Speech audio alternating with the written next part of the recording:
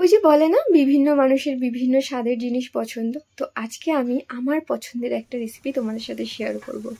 আজকে আমি বানাবো কচুরলতি চিংড়ি মাছ দিয়ে। এখানে অনেকেই কচুরলতিকে কচুর বইও বলে থাকে, তাই তোমরা কি বলে ডাকো আমাকে অবশ্যই জানিও।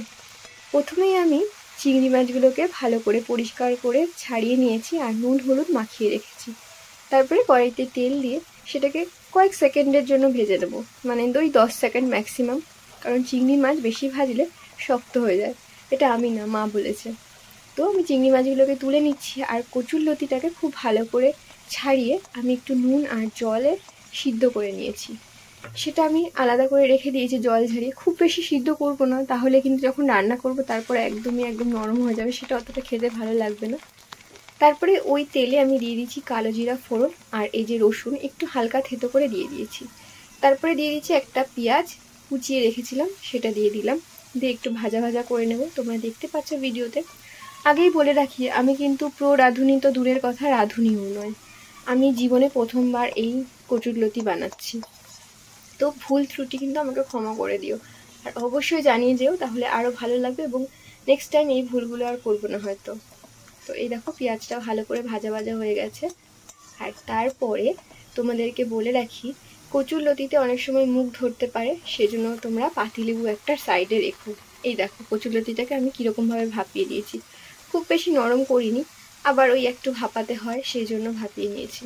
তারপরে দিয়ে দিলাম হলুদ পরিমাণ মতো দিয়েছি।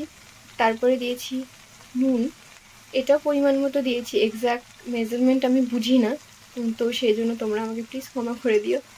তারপর এটাকে খুব ভালো করে নেড়ে নিলাম। আর তারপরে আমি এখানে দিয়ে দিলাম কাঁচা লঙ্কা, 4টে মতো কাঁচা লঙ্কা দিয়েছি। এখানে আমি মানে হয় না ওই শুকনো লঙ্কা ইউজ করতে পারতাম, কিন্তু এটা জাস্ট আমি কালারের জন্য আমি ইউজ করেছি শুকনো লঙ্কা। এটা কিন্তু ওই ঝাল শুকনো লঙ্কা না, জাস্ট ওই হয় না রেড মির্চ একটা কালার ভালো হয়, সেই জন্য ঝাল কম হয়, সেটা ইউজ করে নিলাম।